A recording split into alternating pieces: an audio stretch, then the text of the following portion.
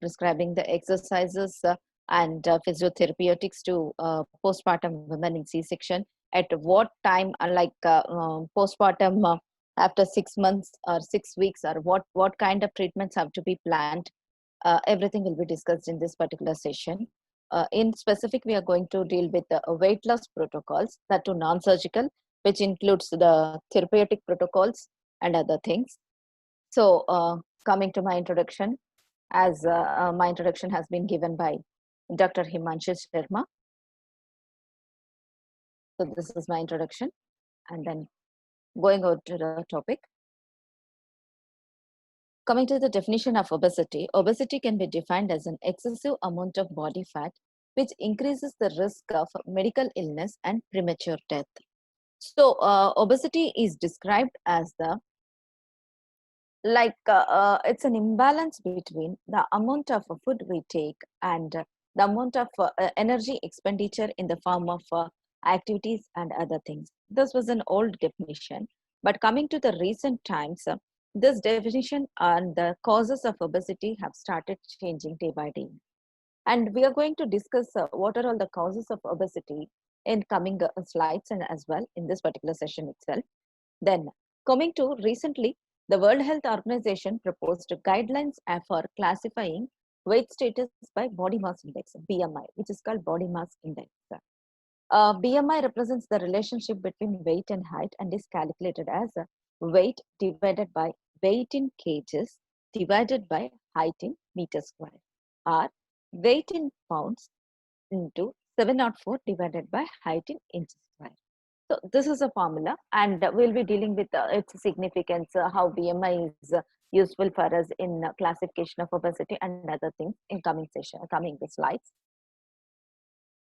So this is the easiest way of classifying obesity. Moreover, coming to this classification of obesity or identifying the obesity, some other scales are also followed, like being overweight, one thing, and then waist circumference and other scales. When you're using vernier calipers, the fat percentage and everything will be calculated. But this BMI percentage is said to be the authentic and the scientific thing to classify obesity. So based on this, we have two scales. That is, for Asians it is different, and non-Asians it is different. So easiest way, as we discussed in the earlier slide, that the easiest way to determine whether a person is overweight or obese is through measuring their body mass index. So there is a difference between overweight and obese. Obesity is that amount of body weight which causes some morbidity, some clinical features like some symptoms will be presented, some illnesses will be associated. But in case of overweight, that particular thing may not be present, but the particular person might be little overweight, say up to 10 kgs more than what he has to be, is considered to be overweight. Beyond that 10 kgs is considered to be obese, that in layman terms. Coming to the BMI classification, so as we discussed here, weight in kgs, that is we take the weight of a particular person in kgs and his height in centimeters or meters and multiplied by square. This is the formula used to determine BMI, that is body mass index. When the resultant came out of this particular formula is tabulated in this following table, like underweight, if the person is below 18.5, he is considered to be, he or she is considered to be underweight. That is for Asians. And normal weight is 18.5 to, normal BMI is 18.5 to 22.9, that is normal weight. Overweight is 23 to 27.5. Here the exact changes, here the exact difference lies between the Asian population and the non-Asian population. For non-Asian population, the BMI between 25 to 29.9 is considered as overweight. But for Asians, it is 23 to 27.5 is considered as overweight.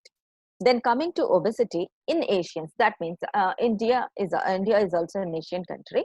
So we all fall into this particular category. like 27.6 to 39.9 BMI is considered to be obese. That in case of non-Asians, that is 30 to 39.9. And morbidly obese, that is associated with lots and lots of health issues like diabetes, mm, insulin resistant diabetes, which occurs in the obese people, diabetes, hypertension, risk of stroke, hyperapnea, and all these associated factors will be more seen in the morbidly obese. So, while treating a particular patient, we need to classify that particular patient to be into which category he falls into. Like, we can go up to 27 to 27.6 to 39.9 if that particular person is not associated with any other morbidities, comorbidities, then we can go with non-surgical procedures. If that particular person presents with some comorbidities, depending upon how that can be controlled, and if this particular patient is eligible for non-surgical treatments or not. As a physiotherapist has to certify that if that particular person is not responding for any kind of activity or non-surgical procedures, or the risk of surgery overweighs the comorbidities, then that particular person may be referred to bariatric surgery. So a physiotherapist has to certify that this person cannot lose his weight on these non-surgical procedures or diet or other exercises, then only that person can be posted for a surgery. So this is the significance of BMI. Each and every person should know what is BMI. But there are certain exceptions to this particular BMI classification. That is, like we know Arnold. So when it comes to his BMI is more because his weight is more. The muscle weighs more than fat, as everyone knows. So BMI is I have to say BMI holds good for normal population, but not to the bodybuilders. So in that case of bodybuilders, we need to take care of the fat percentage. We need to measure the fat percentage. That we can get it through Zeeman software, or certain softwares are there which are authentic and they are endorsed by FDA, which determine the fat percentage in a particular person. And that particular fat percentage is also noted. And then according to the fat percentage in that particular person is again classified into these classes of obesity. So coming to the causes of obesity, as everyone knows, genetic influence plays the major role. Obesity occurs more frequently among members of certain families. Obesity runs in families because no one runs in that family. Jokes apart, let me tell you something like obesity runs in families because they share the common food habits, they share the common activities, and their genetic influence will be there. But according to the recent studies, this kind of genetic influence, the obesity resulted because of this genetic influence, can also be controlled or can also be managed when that particular person is regular with his exercise and diet cautious. And this particular person has to be evaluated very now and then for obesity, because these particular patients who are having the genetic influence are more prone to get like becoming overweight. So lots and lots of care has to be given to this particular person. That is like a regular screening is nothing but it is not going to be a prick or something else. Just checking the weight regularly is more important to this particular kind of population. And then coming to the physiological aspect of obesity, overeating than requirement during pregnancy and endocrines play a major role. They increase the weight or obesity. Post-menopausal women also. The endocrines play the major role in pregnancy, postpartum women, and prolonged use of oral contraceptives. These all results into obesity. And coming to the metabolic causes of obesity, that is diabetes 2, hyperlipidemia, these two are the metabolic causes. Then hypothalamic injuries. In case of certain hypothalamic injuries also, obesity is seen. That particular hypothalamic injuries include lesions causes people to eat more and more and become obese. That is like the satiety center might be damaged, or due to some reasons there might be some disturbances in the satiety center and other things. So here I need to mention one more thing, like the stress also plays major role in obesity, because you know, stress tends to release more amount of ghrelin, that is hunger hormone, which is secreted in our stomach.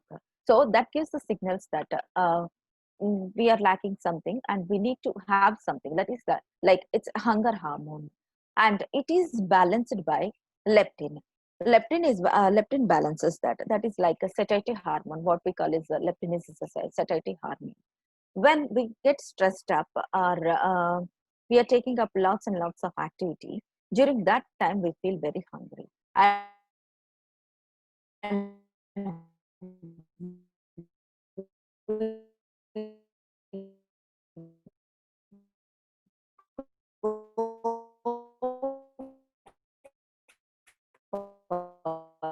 this junk foods. So for this, our diet should have more amount of fiber, which says that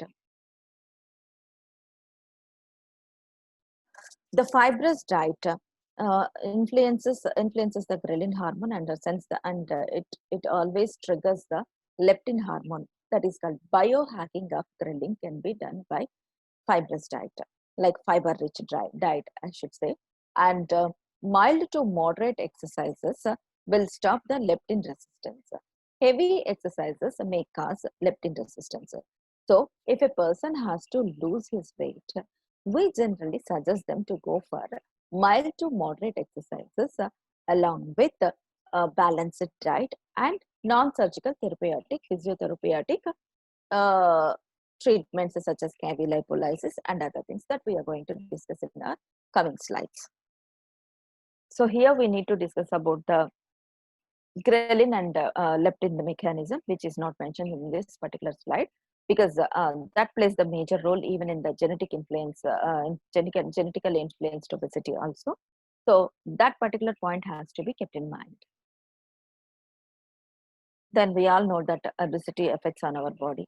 It has the risk of stroke, increased risk of heart attack, liver diseases like fatty liver disease, liver cirrhosis, non-alcoholic steatohepatitis, and other things. Then coming to the cancer, obesity has been associated with the cancers like liver, kidney, colon, and pancreatic, and others. Then coming to the gallbladder problems like cholecystitis is more prone in obese people. And then type 2 diabetes, as we have discussed, obesity can make your body resistant to insulin. That is, the insulin is secreted in the body, but our body tissues are not ready to take up that particular insulin. That is, the insulin resistance is seen in obese patients. So that leads to the type 2 diabetes. Next, weakened muscles and bones. Obesity can cause muscle mass and the bone density to deteriorate, leading to the disability and the fracture risk. And coming here, I have to mention something like mechanical stresses on the weight bearing joints will also be more because of the obesity.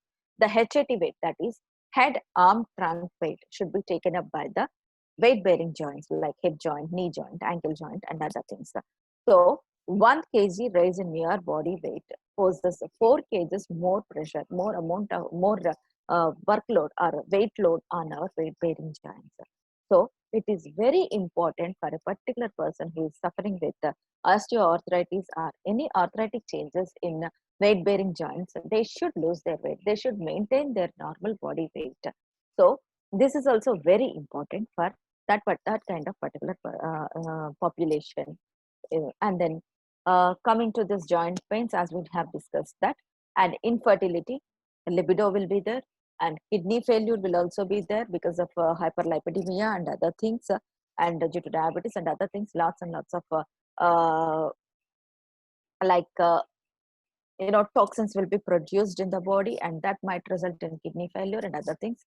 Skin fold rashes we will be seeing in obese patients, particularly during summer season, like some fungal infections and other rashes will be seen at the skin folds and other things. Then gastroesophageal reflux disease.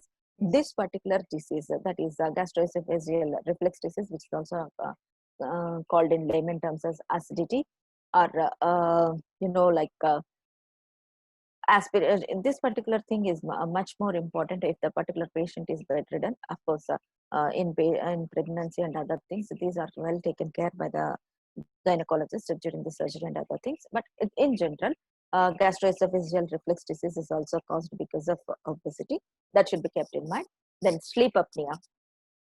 Sleep apnea is one of the commonest cause, which is the reason for this particular obese people. They can't even sleep properly, and they start snoring, and other things are because of the sleep apnea and other things.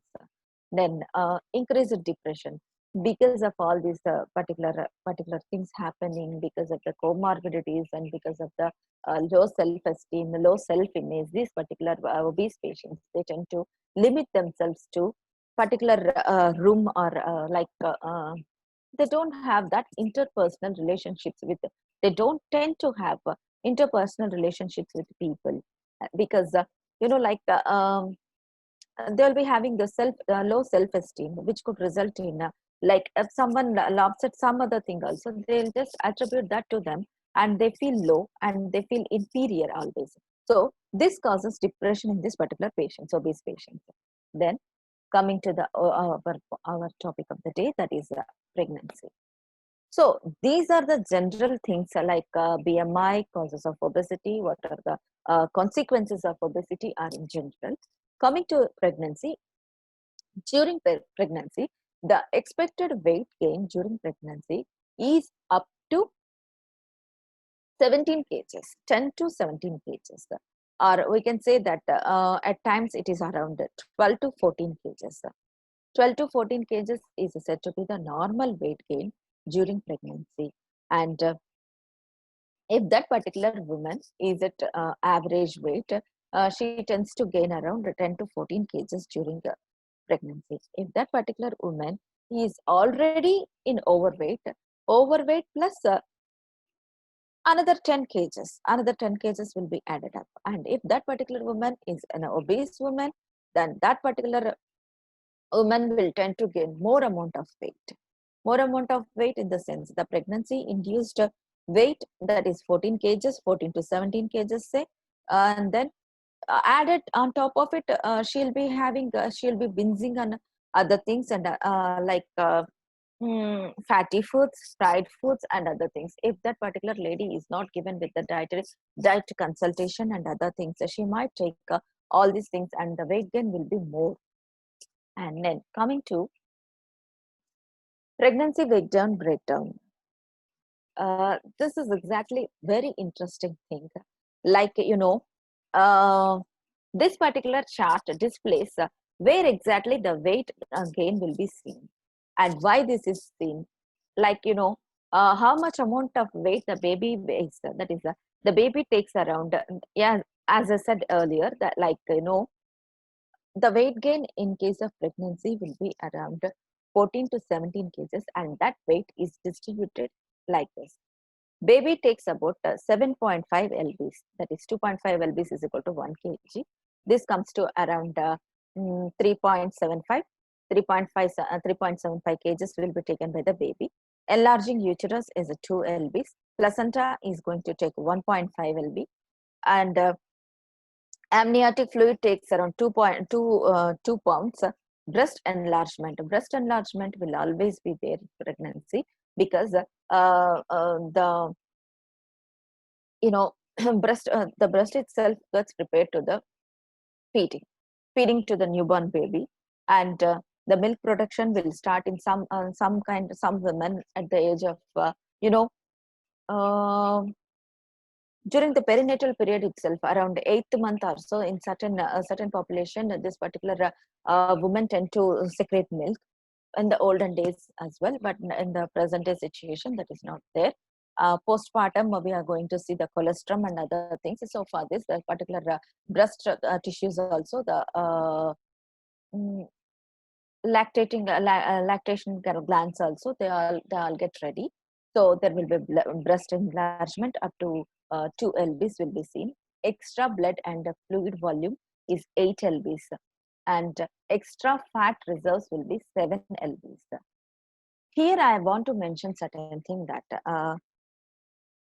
the abdominal part of women tend to have more amount of fat bodies when compared to men, because that fat bodies, they support the abdominal wall to carry the baby.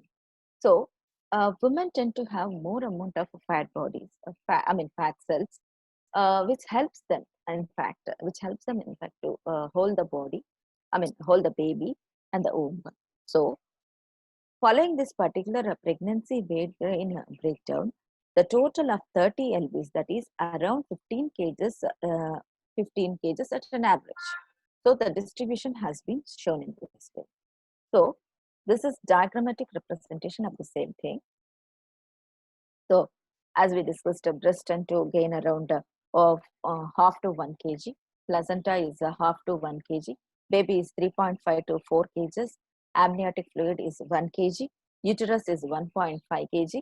Energy stores, as I said, fat bodies 3 to 4 kgs, and extra body fluids will be there 2 kgs, and blood volume will be there 1.2 kgs. So when the particular woman, when a pregnant woman delivers of her baby, within 1 year or so, that particular lady, if she is of healthy weight before the pregnancy and other things, she tends to lose her extra weight by about say she has gained 14 kgs. She'll be losing about 10 kgs, up to 10 kgs she'll be losing in the first year itself, if she is a normal weight lady. If an obese lady, postpartum period, she tends to lose much less weight, and also because of the lack of idea regarding the nutrition and other things, that particular lady might put on weight, like say when she's lactating, when she's breastfeeding her baby. Some people might say that you need to eat more, you need to eat for the baby and for you too. So you need to have more amount of food in order to have a rich supply of milk to the baby. So she listens to them, and she tends to take more and more amounts of food, and which in turn results in heavy weight. And in this particular area also, we need to talk about the nutrition during pregnancy. During pregnancy is very important. This is my pregnancy plate, which has been given by Organ Health and Science University. So this includes the total balanced diet which has to be given to a woman during her pregnancy. And this diet can also be taken after the postpartum, because you know she needs to take more amounts of calcium during postpartum period also, because she is lactating, and that lactation, that milk will be having calcium. If she is not supplying proper amount of calcium to her body, that particular calcium will be taken away from the bones, which results in the demineralization and other things. According to a study, this has been established that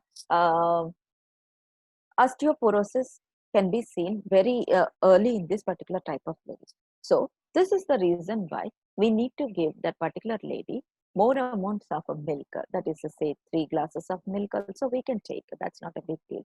If she is breastfeeding and other things, eggs, proteins are more important, and whole grains, legumes, starchy vegetables, fruits, and non-starchy vegetables. All these have to be given to her. Along with this, 30-minute exercise regime should be given during pregnancy time as well as postpartum time. That is simple walking. She has to start with a simple walking as soon as the delivery has been done. So, see, this is pregnancy. This is the most precious period of women's life, when she is waiting for her baby to come out of her womb, and that newborn baby, when that newborn baby comes into this world, when the mother listens to the first cry of that baby. That is the best moment in life of any mother. And I just say that it's the most beautiful emotion, as well as it's the most beautiful moment in every woman's life. So this is the way how the baby presents in our placenta, umbilical cord, and other things. So after following a particular dietary regime, balanced diet and other things, the mother becomes ready. The mother prepares herself for the delivery. So in that way, with exercise, with a good nutrition and good body weight and other things, if a mother is prepared for her delivery, if her delivery is not of a normal delivery, then if she is supposed to go, or if she is advised to go for the C-section, if that particular lady is of normal weight, the C-section will be very easy. If that particular lady is not of normal weight, she is already obese, on top of it, that this pregnancy weight has added up, in that case, this C-section will be a bit complicated one. Depending upon the condition of that particular lady, the C-section will be taken into account, like where the incision has to be given, and what kind of C-section has to be performed, and what would be the outcomes of that particular C-section will be decided by the gynecologist, and then particular surgery has been performed. So our role comes the next to the surgery, post-op. So in case of normal delivery, she will tend to lose that particular postpartum lady tends to lose her excess weight in the first year itself when she is lactating. If she fails to do so, then we will help her as normal, any other normal woman.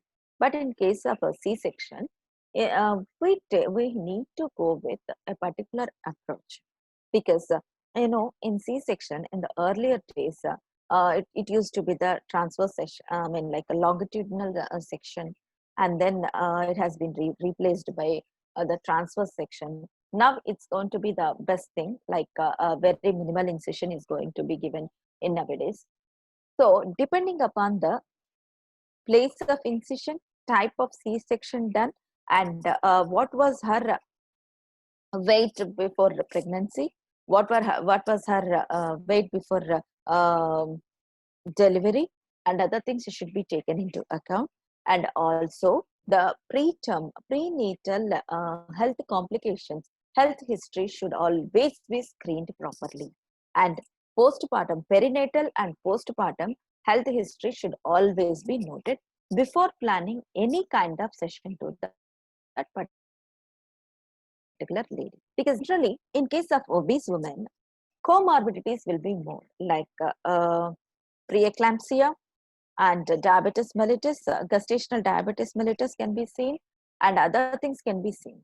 So we need to take the clear history from that particular patient before conception, during prenatal period, perinatal period, as well as postpartum period, in order to plan out any session for that particular lady. So coming to C-section, we know that it's also known as cesarean delivery, is a procedure in which the birth doctor or gynecologist or obstetrician uh, delivers an infant through an incision in the mother's abdomen and uterus rather than through the vagina. As we have seen, in normal delivery, the baby crowning will be done here. The vaginal the crowning will be done here. I mean, like the crowning will be observed here, and the baby tends to come out in this particular way through vagina. So, in case of cesarean section, the baby comes directly from the uterus and the abdomen rather than through the vagina. So, this thing we need to remember. So, these are the different parts, I mean, like different layers of abdominal wall. Like it starts with the skin, then immediately below the skin we see the superficial fascia, fatty layer, then the superficial fascia with the membranous layer, that is a scrapus fascia, then external oblique muscles, internal oblique muscles, more deep, transverse abdominis, then transversalis fascia, and other things, the perineal peritoneum, extra peritoneal fascia. All these are the abdominal wall. All these are the structures present in the abdominal wall. And when a baby has to be delivered with a C-section, all these particular areas have to be dissected, and the incision is made to bring out that body and that baby out of that particular womb. Yeah, this was the thing which I was discussing about the cesarean delivery, types of cesarean delivery, depending upon the weight of the women, the abdominal obesity, depending upon the comorbidities and other things, where exactly the incision has to be given. And the weight of the baby also plays a major role in determining this particular uterine incisions and other things. So low segment transfers is the most common thing that is performed now, and even more in sophisticated way it is taken up nowadays. The incision is made transversely in the lower segment of the uterus. Incision of choice is this, and then coming to the classical, which used to be done in the earlier days, like say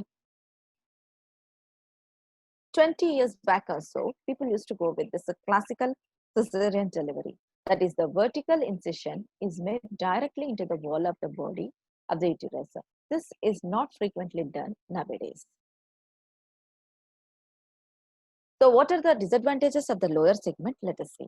The operation requires more skill and experience. The incision may extend down to the bladder, and lateral extension risk laceration of major blood vessels, such as we have arteries and main vessels are also there at the surrounding areas.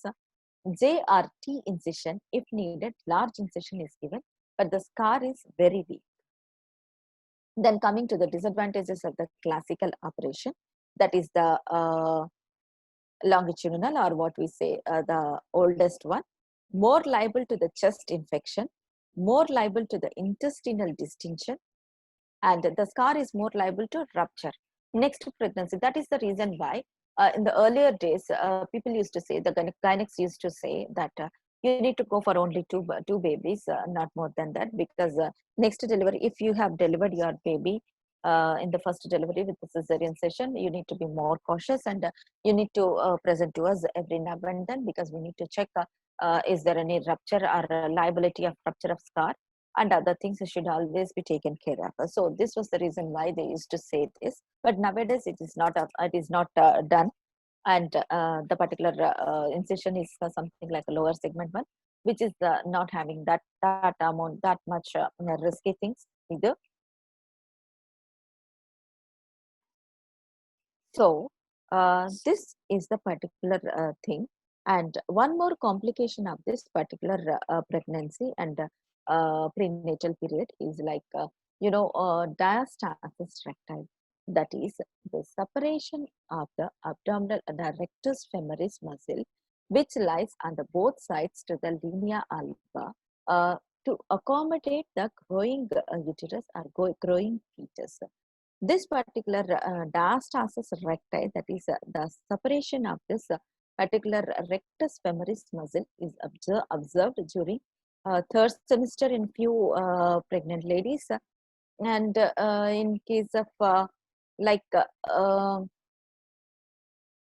in certain amount of population, like a certain amount of ladies, like it can be seen in the second semester, second trimester itself, second trimester itself, it can be evident. So this is exactly to accommodate the growing fetus and to hold the baby in the mother's womb, I mean, like in the abdominal cavity.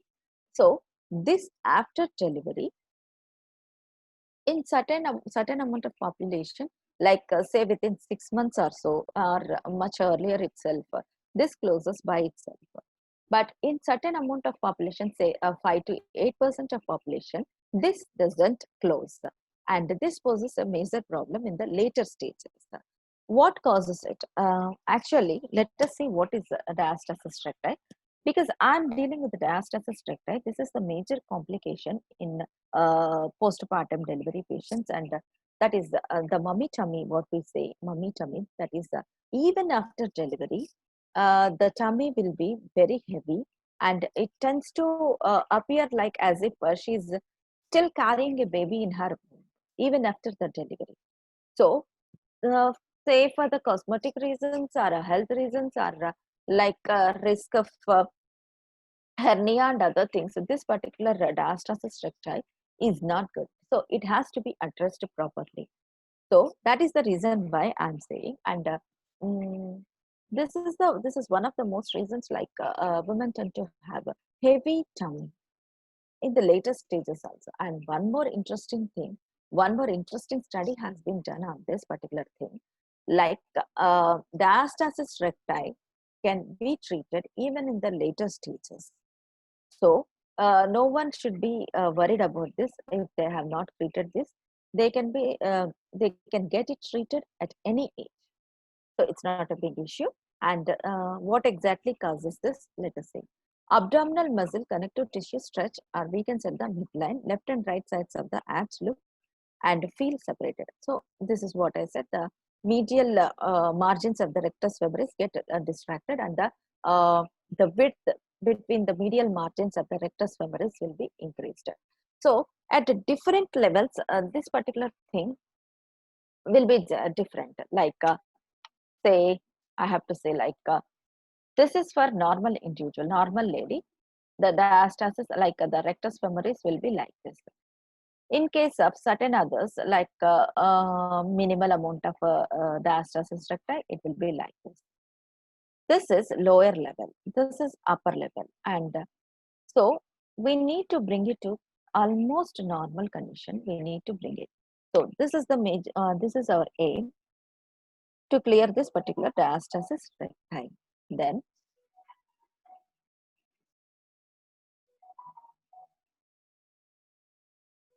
what should then how to fix it? So, for everyone, like say a post C-section, we advise them with a good balanced diet and with a set of exercises, that is free exercises and other things. And moreover, here we need to note one thing like in certain cases, in certain women, like postpartum women, they tend to go for this particular physical activity soon after 6 weeks. Soon after 6 weeks, they seek the advice of the gynecologist, and they go for the activity. In certain group of population, in certain group of postpartum women, they may not recover that fast, and they might take around 3 months. Depending upon the recovery, depending upon the healing of the scar and other things, we can plan the strenuous activities in the later stages. In the initial stages, we need to advise for any postpartum woman like breathing exercises, core strengthening exercises, like say placing some towel roll below our lumbar region and ask them to press it, and oblique twists we can give and other things. But when diastasis recti is present, certain exercises should not be given to them. So we need to assess this particular diastasis recti. Say like for the first 6 months or so, this diastasis recti it exists, and we can help this particular patient or say postpartum lady with the taping or with the braces or with the abdominal support belt and other things. Even after 6 months, if that particular thing exists, then we need to plan the treatment in a different manner. So, while giving exercise regime or simple exercises to postpartum C-section women, we need to consider each and every point of this. This has to be kept in mind. And while giving any TENS or something else like that for pain relief and other things, TENS is an excellent one. It can be used for this diastasis recti also. So they can proceed with that. So these are all the exercises which we have to avoid when we assess and founded that there is diastasis recti. So coming to the assessment of diastasis recti, it is like the clinical presentation will be like something, a loaf of bread or something else. When we palpate on the both sides of the linea alba, when we palpate and when we tend to feel the medial margins of the rectus abdominis muscle, that particular area. Okay, fine, thank you. I'll cross them over. That's not a big deal. So when we palpate the medial margins of the rectus abdominis muscle, the gap between the the both borders of the rectus abdominis muscle, 3 centimeters above the umbilicus, should not be more than 2.5 centimeters, and below the umbilicus should not be more than 2 centimeters. So if that is more, that is say 2 finger breadth, we say that we can just palpate, we can just hold our fingers like 2 fingers or 3 fingers or something else like that. Say this is 3 finger breadth. So say here it is the medial margin of the left side of rectus femoris and the medial margin of the right side of the rectus femoris. The gap between these two heads is more than 3 finger breadth. Then we can assess it as diastasis recti. And if it is said to be more than 2 finger breadth also, it is considered as diastasis recti. So minimal 3, maximal 3, minimal 2, 2 finger breadth. Maximal is 3 or more than that. So depending on that, we need to assess the patient, whether that particular patient is presenting with diastasis recti or without diastasis recti. Depending on that only, we can plan their non-surgical therapeutic sessions as well as exercises and other things. If that particular patient is not having diastasis recti, then we'll go with separate protocol.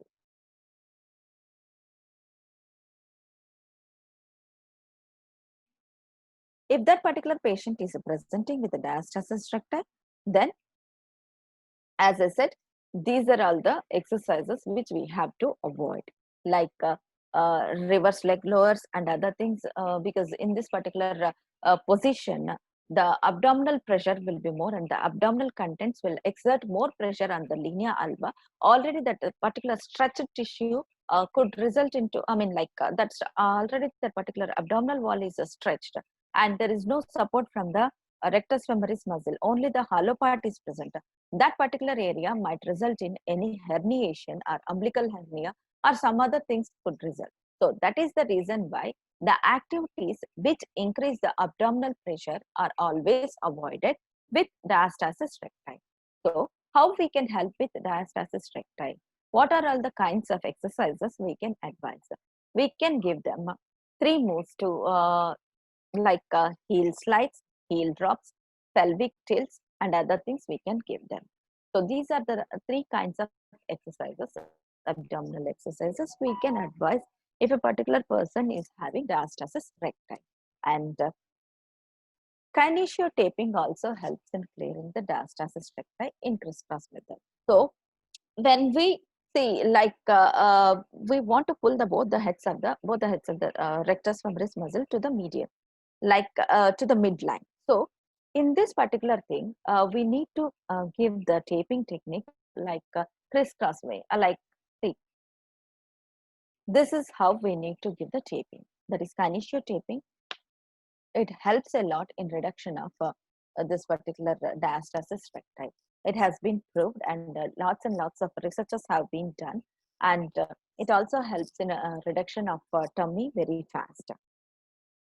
So when that particular patient is associated with the diastasis recti, these are the precautions we need to take, and these are the extra precautions I need to say. Extra precautions have to be taken along with the other treatment regimen. So coming to non-surgical procedures, these are the non-surgical procedures which are more useful in case of treating a obese patient, because neuromuscular junction, as we know that this is the place where motor and plate and other things are where we exert the particular muscle, and the muscle gets exerted and it contracts more. Everything we know the physiology of this particular thing. Based on this, electrical muscular stimulation has been developed, and as we use this we use this for muscle stimulation and other things. The same principle is applied for this particular weight reduction too. But the only thing is, the only thing which differs is the frequency we use and the mode we use. The mode and frequency differs depending upon the patient condition and other things. So this is the way how we place the electrodes. We place them the pad electrodes on a crisscross method or something like both sides of the midline will place, because our main aim is to give more workout to that particular muscle and bring that muscle together. So in case of diastasis recti, if the diastasis recti is not present also, we are going to strengthen the particular muscle, abdominal muscles, using this particular EMS and other things. So this has been used in Canada in treating athletes. Like this particular neuromuscular stimulation or EMS, that is electrical muscle stimulation, lots and lots of studies have been done on this particular principle, how it makes the muscle to work out more, and assimilation of energy will be more, thereby resulting in the loss of muscle glycogen, and in turn resulting in the fat reduction and weight loss. So lots of studies have been done, and that particular principle is also used here. So that is one of the non-surgical and non-invasive weight loss treatments we are going to give that particular patient. With diastasis recti also we can give, and without diastasis recti also, this is the same procedure for weight loss and fat loss, so we can use. Along with that, so this is the processor, this is the machine, and this is how they give, how they wrap and other things. This you might be seeing in any other picture, something else like that. And coming to this is ultrasonic cavity lipolysis. Cavity, ultrasonic cavity. So the ultrasound, what we use is 1 hertz, 7 hertz, or something else like that.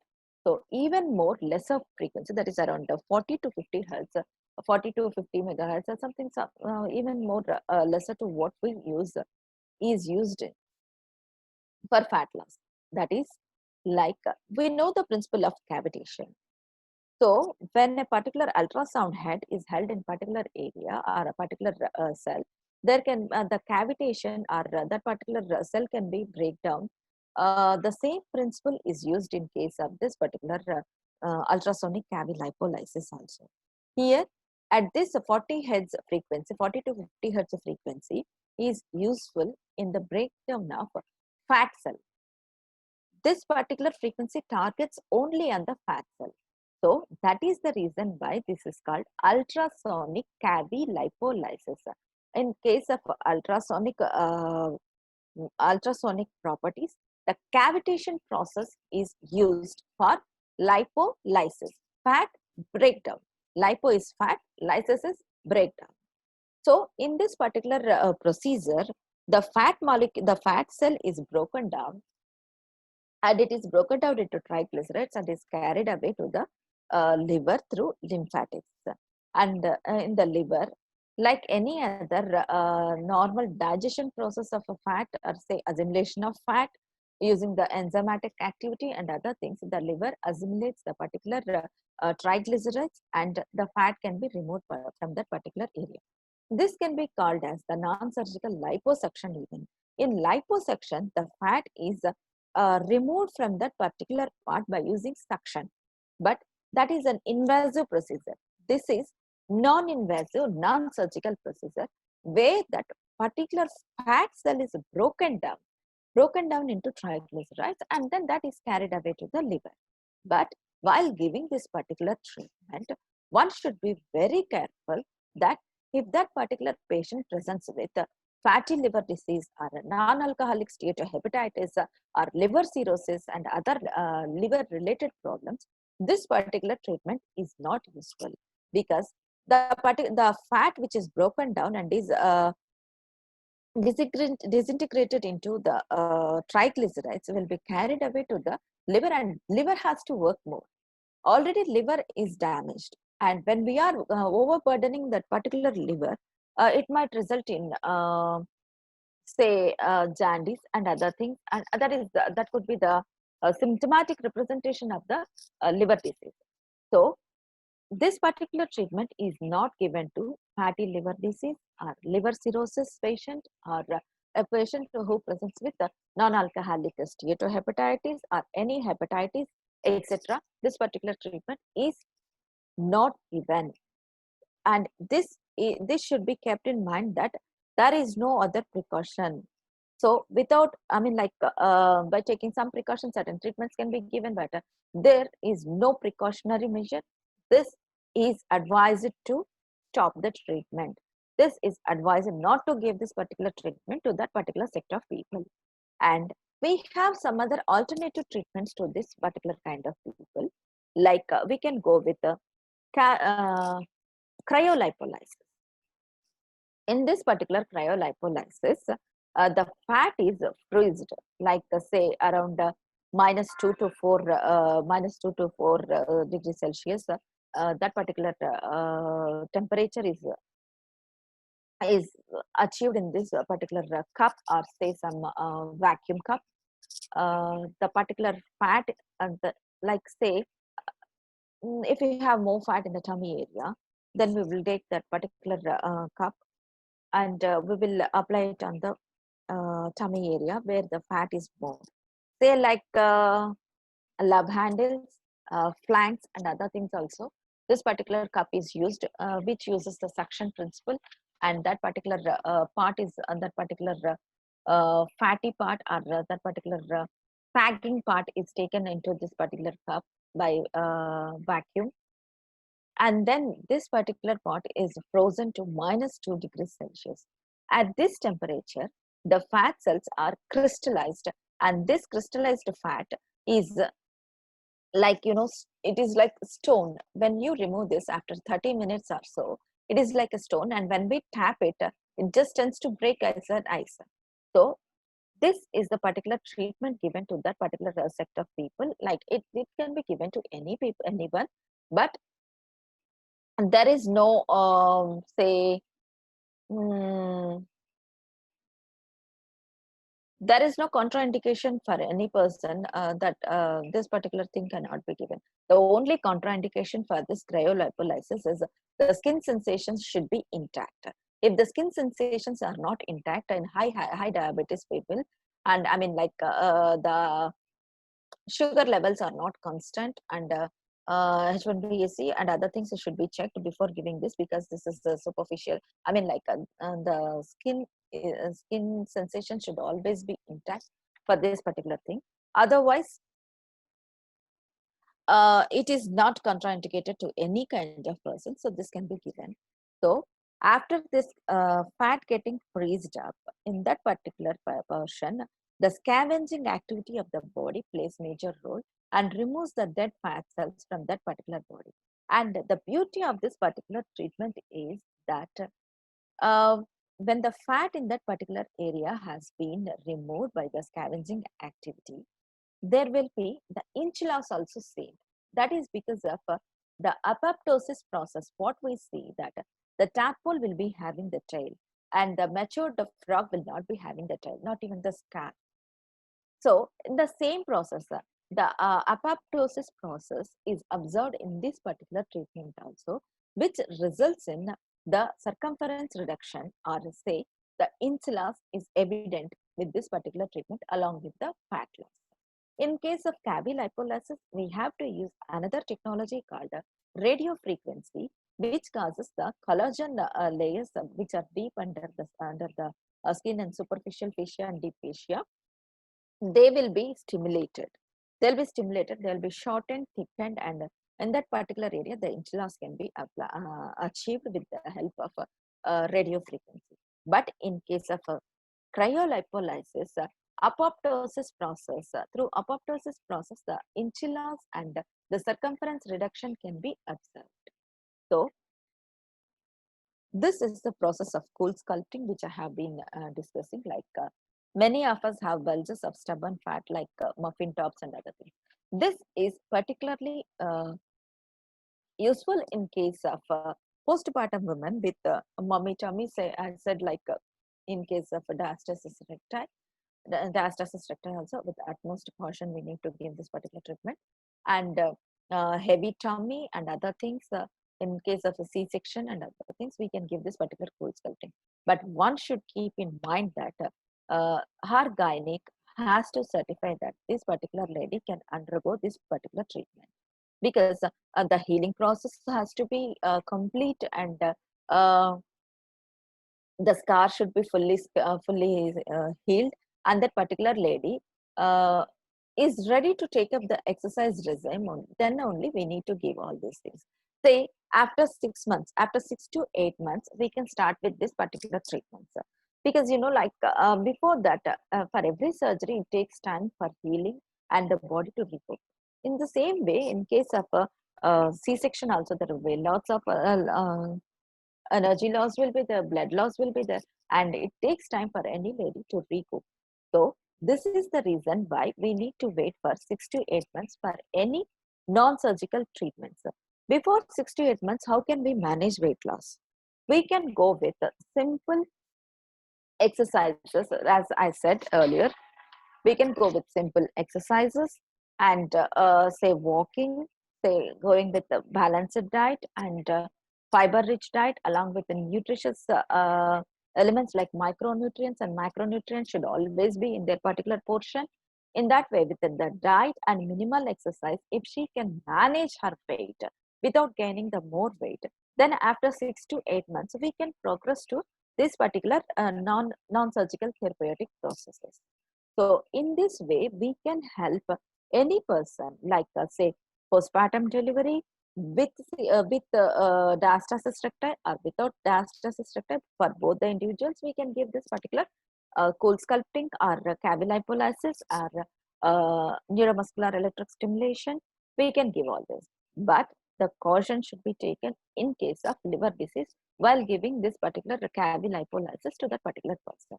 So that is the only contraindication for cavilipolysis. Rest of the people we can give. And these are all the other procedures how we actually give. This is laser lipolysis.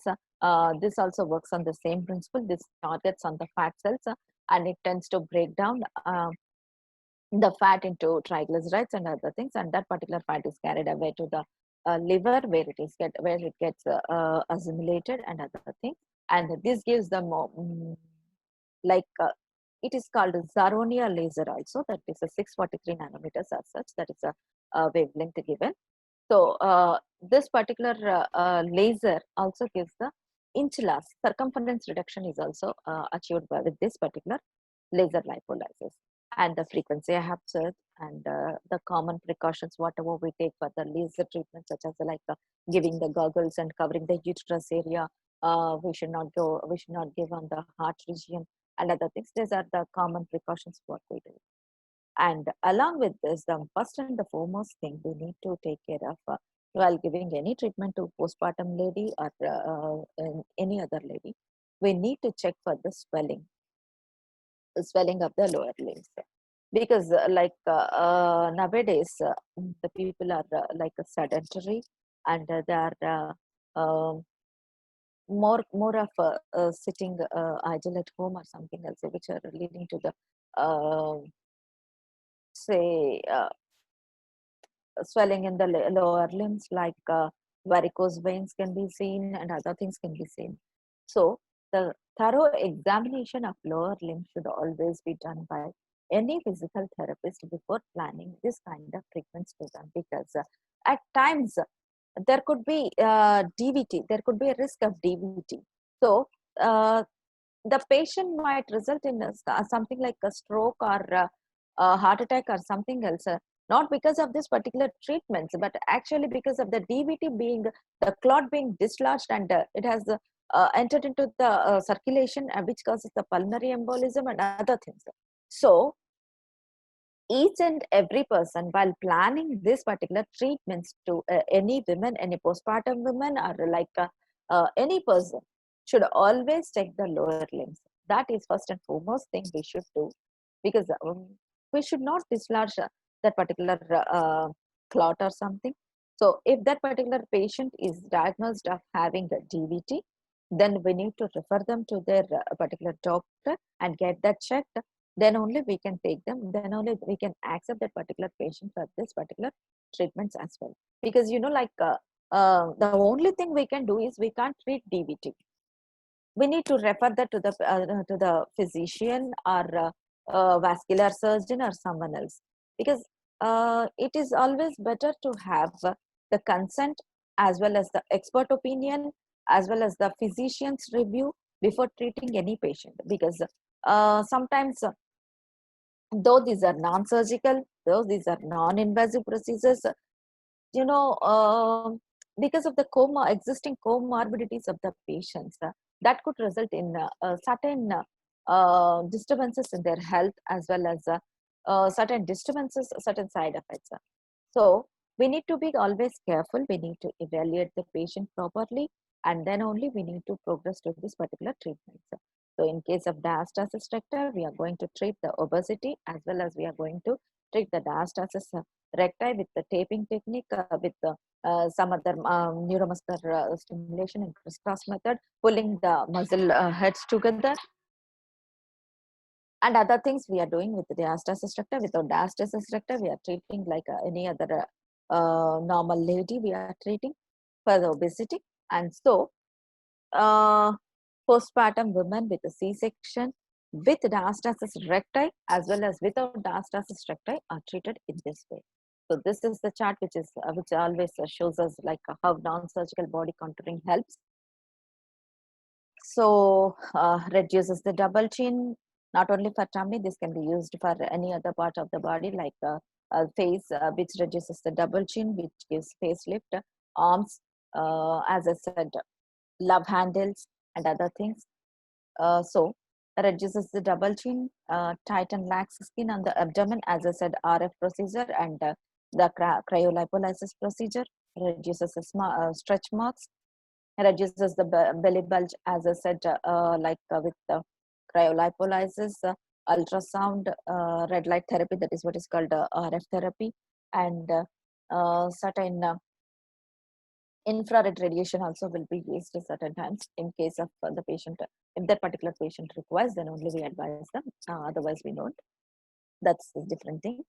Rejuvenate vaginal tissues, reduce saddlebags, then smooth and firms the thighs, reduces cellulite, remove unwanted hair, and all other things. These are all the non-surgical body contouring as well as the non-surgical, non-invasive procedures which we can use for both women with the C-section with diastasis recti, woman who has undergone C-section with diastasis recti, and without diastasis recti during the postpartum period.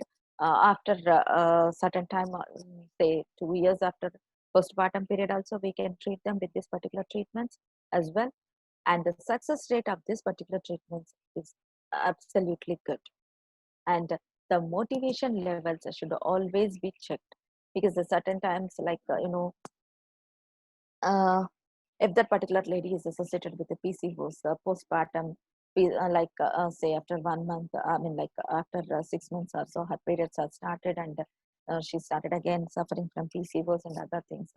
Other comorbidities also will be there. So in case of that particular cases, certain say precautionary measures should be taken, what kind of treatment modification should be done. It all depends on the history of that particular patient, how the patient exactly presents to us, what is the past history, present history, and current medical status, current drug usage, and all the things should be taken into account. Then only we can plan the treatments accordingly. So this is the brief outline, and this particular treatment protocols, like the combination of these protocols, change according to the presentation of the particular lady to us. So how she presents to us. If she is not having the skin sensations intact, then we should not go with cryolipolysis. Then we should go with minimal amounts of neuromuscular stimulation, and we can go with this particular cavity lipolysis procedure. And if she presents with the fatty liver, we should not go with the cavity lipolysis procedure. So depending upon the present history of that particular patient, we need to decide what kind of combination of treatment should be given. What kind of combination of treatments will actually help her to lose her weight, along with balanced diet. I stress on balanced diet and fiber-rich diet. I don't stress on any fancy diets because, you know, the fancy diets what we follow are only for a short period of time, and these diets are going to help for short period. When you start eating normal, this particular diets will definitely, they tend to gain more and more weight, and it will definitely damage our immune system as well as our health. So I always stress on balanced diet, that too small meals, frequent meals. Like say for every 2 hours, you need to take something or the other, very small meals, but frequent meals. It keeps you your energy levels will always be maintained throughout the day, as well as you will not tend to binge on fast foods or something else. So this is the thing which is very useful for us. So with this, I'm going to end this topic. I hope I have covered everything, and I'm open for the questions. Whatever questions you want to ask, you can ask me now. Thank you. Over to you, Mr. Himanshu. Hello.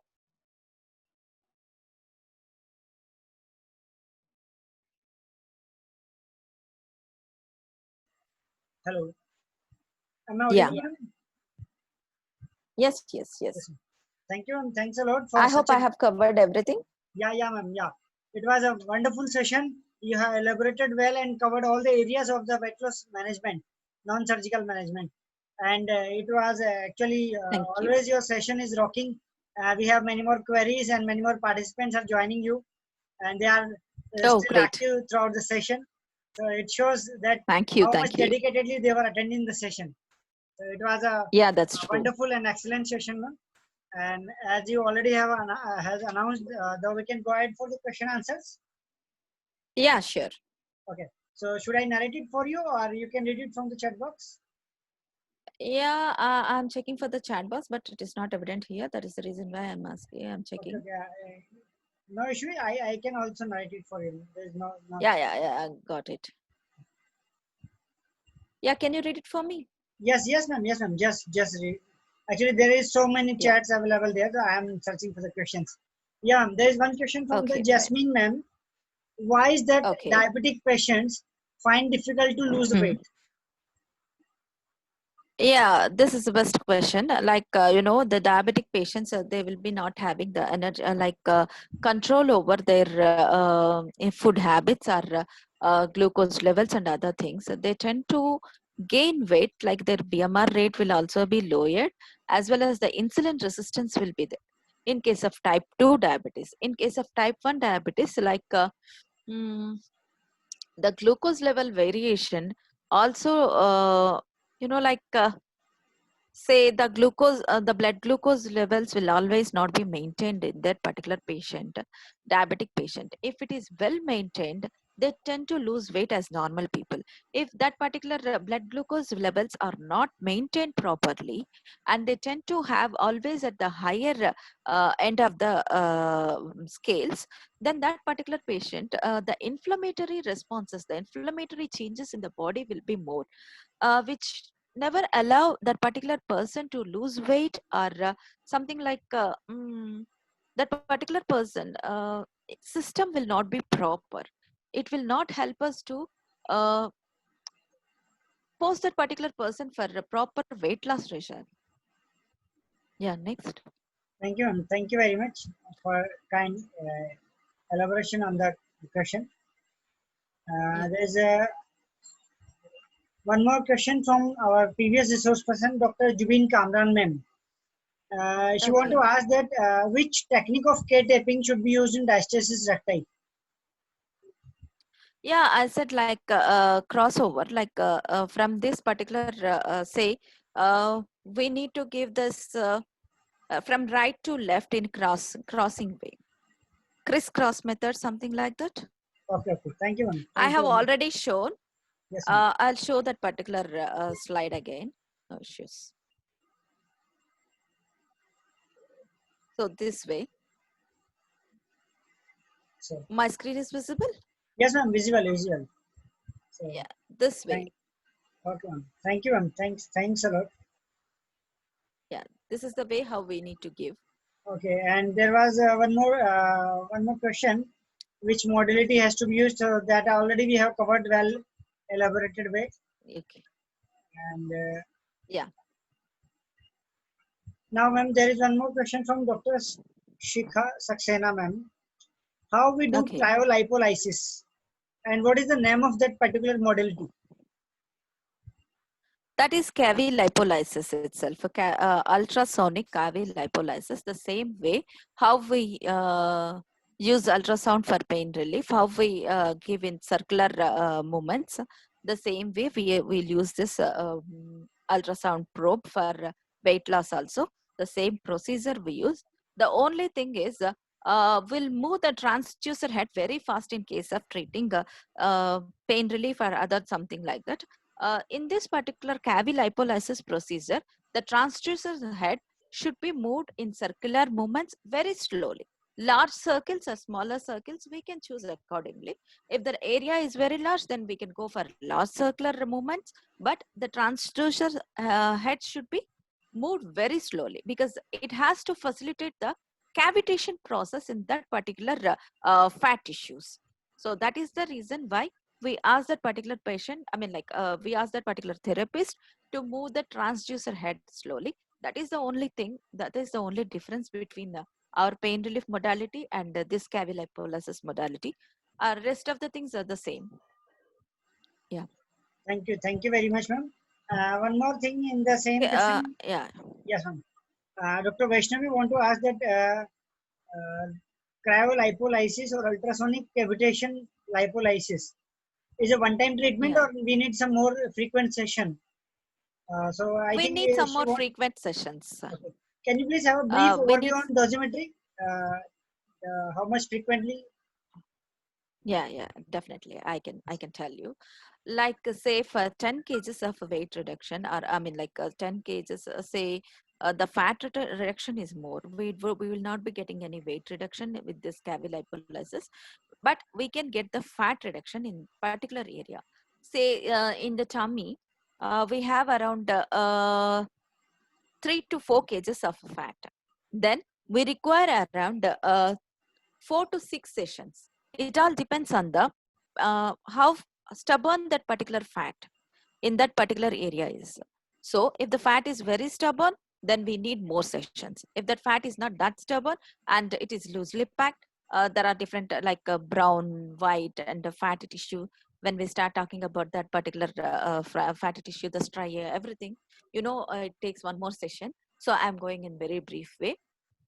So if that particular part has a stubborn fat, then we need more sessions. If that particular fat is not stubborn, then we can go with the fewer sessions. But the minimum is 6 to 8 sessions is minimum for anything. Yeah. Thank you, ma'am. Thanks a lot. One more thing I Yeah. would like to ask in the same that is there any non-adverse effect of this treatment, and what is the eligibility criteria to treat the patient while using this? Yeah, like we don't have any side effects for this particular treatments or anything. But the only thing what I said is we need to check for TVT and comorbidities like skin sensation intact should be there. And what are all the precautions or um what are all the indications and contraindications we have for our physiotherapeutic, electrotherapeutic treatments? The same applies here also. And one more thing, what you have asked me? Uh, yes, ma'am. The What is the second part of the question. eligibility criteria? Who can treat the patient while who can actually work as a weight loss management therapist or some practitioner? The minimum Like eligibility. minimum eligibility should be a physiotherapist because they only can plan the treatments. So this is our domain, so we need to do this. But in the external world, we are seeing many other therapists who are being trained and they are doing, but that's not the good thing. The physical therapist should do this, or at least they should plan this accordingly, depending upon the patient's skin sensations, the indications, contraindications, present history, past history, everything should be taken into account. Then only we need to plan out the treatment and execute it for the best results. And the age variation shall be is like say 16 to 60 years we can go for. And we tend to give from 16 years because before 16 years the BMR rate will be high, and we'll advise them to go for any sports or activities. So we encourage them to go for outdoor activities, not for this kind of treatments. Only after 16 years and others, because the hormonal imbalances, everything comes into play. So nowadays, even at the 12 years is after attaining the puberty, the hormonal imbalances are coming up. That's the different issue depending upon the condition of the patient. That is the uh, common age range what we say from 16 to 61. And one more contraindication for this is pacemakers. As we have, see, whatever the contraindications we have for the electrotherapeutic device application, the same applies here also, like pacemakers, metal in that particular area, other things should be avoided. This particular treatment should be avoided. And in that particular case, like if it is mandatory, if we have to give that particular treatment, then only that particular patient will be it would be helpful for that particular patient, then we should go with low intensity, relatively very low intensity, and the weight loss will be very less in that particular patient. And we need to say well in advance to them. We need to give everything in advance to them. The information should be uh, passed to them. If they accept that, if they write the consent, then only we should go with the treatments. Right. So Any other thank you very much, questions? ma'am. Actually, one, two more question was there, but you have already covered in your answer. So I think there is no need to ask for these questions. There is one more question regarding the age, to which as you have already Yeah, explained. So nice yeah. explanation and great elaboration, ma'am. And Thank you. uh, I hope I yes, have ma'am. answered all the questions. Yes, ma'am. Yes, ma'am. If I miss any question, please inbox me, or you just send them in WhatsApp. I'll answer each and every query. And thanks for all my friends, Raki ma'am, Sushimna ma'am, and everyone who attended this. I'm very happy for this. And Himanshu Sharma ji, I'm very happy to be with you. And thank you for giving me this wonderful opportunity. Thank you so much. So Is that thanks. fine? Yes, ma'am. I have answered everything, I guess. Yeah, ma'am. Actually, if you allow, there is one more person who want to ask a question. I don't know the Yeah, sure, name. sure, sure, sure. There's someone Galaxy J6. You can write down your question Yeah, and I can write. yeah, sure. Actually, the question that Dr. Sonia Thakur is about to ask, I think you have already explained in your talk that after how much time of the delivery we can start the weight loss. So I think it is around Yeah, yeah. 6 to 8 months. I think That's you have. actually, yeah. We can start the exercises and slow progression. We can start after 6 weeks of delivery with the advice of the gynecologist. When once the scar is healed properly, and that particular patient is okay with his with her exercise regime, like she can take up the exercises or something else, then we can proceed or progress with the low intensity exercises. Then we can go with the high intensity exercises, and we should go with this electrotherapeutic procedures only after 6 months. 6 to 8 months we need to wait to go for this particular treatments. That would be the best time, like the mother will be giving feeding, or she'll be like a lactating woman, and once the baby is weaned off, then she can go for this weight loss treatments. That is a simple advice. Not like we should not give or something else like that. There is never there is nothing as such written in any other journals or any other research thing. That is the only thing we plan, like the baby has to be weaned off from the lactating mother, then we can go for weight loss treatments. That is the only thing we say. So thanks a lot, So ma'am. This is too late actually. It is 10:30, and because of your aura, that the participants were eagerly attending and they have a great interaction on the chat box. So it shows how interactive and how thank interesting the you, session was. So, and I would thank request you, you, ma'am, can Sunita you? Patel ma'am. Yes, ma'am. Yeah, thank you, Sunita Patel ma'am. Thank you, Vandana ma'am. Thank you, everyone. Thank you so much, so much. Thank you. Yes, ma'am.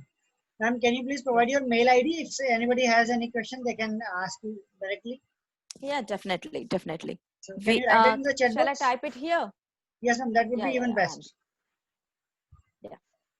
And I would also like to know that we had the participant for your session from around 4 countries here. Dr. Amita Anup Wow, Sharma ma'am, she is the senior physical therapist at the Saudi Arabia Anubu. She is joining us, and she great. usually joins us for the many more sessions on the board. So, Wow, Dr. Kalpana Jutsi ma'am, she is associate professor in the North Jamia Hamdard University, Delhi. Dr. Jiten Munjal sir, he is again senior physical therapist at North DMC Medical College, Delhi. Dr. Jubin Kamran ma'am, wow, she is from MP, and she is again a senior physical therapist, especially working in the nutrition in the sports. And we also had wow, a session with the ma'am and Dr. Vanna Pawar ma'am. She is from the Udaipur and principal at the Sunrise College. And few participants are also from the Bangladesh, few from the Pakistan, and the participant in India from the Assam to the Kashmir. So we have the participant from all over the India, and Dr. Sunita Patel ma'am itself, I think they are from the BAU. So I yeah, guess, yeah. so, so this is the aura of your talk, ma'am, the that empire. many of our senior faculty members, senior academician had joined us for this talk. And again, this is the special day that we have a special resource person with a special topic. Now I have a Thank special you. announcement at the end, that as routinely we have announcement for the next session on the next day tomorrow. Tomorrow, obviously, we have a session on the arthroplasty symposium. But again, there is a very important and very special information or announcement today, that from tomorrow onwards, we are going to take a break for some session.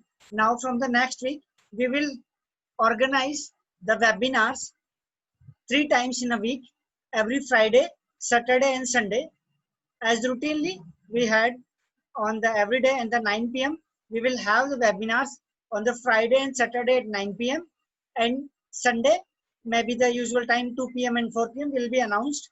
So please be in touch, especially the participants who are regularly joining us since last more than 60 webinars.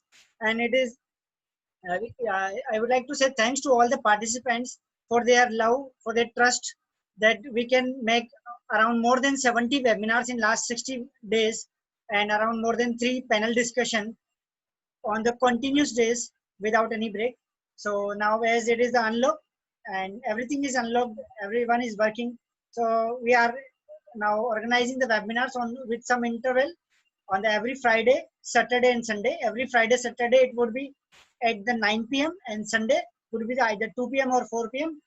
The information would be delivered to either your WhatsApp number, and if anybody has any query, they can ask directly to me on my number 9024672384.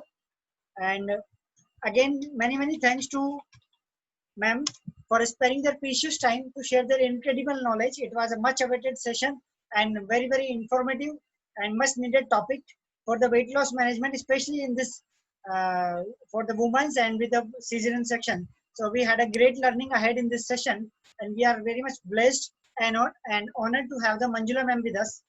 So thanks a lot, ma'am, from the core of my heart, from the team Physio and Calculator. We are really grateful to you for your time sparing and sharing your precious knowledge with us. So thank you all the Thank participants. you so much. Thank you all the senior academicians and faculty members and my respected teachers, Dr. Harsar, Dr. Charu ma'am, and Ritu ma'am. So it is just because of your love, blessing, and support that we can do this. Thank you all. Till then, stay safe, stay tuned. Now we will meet tomorrow at 4 p.m. for Arthroplasty Symposium. Good night. Take care. Thank you, ma'am.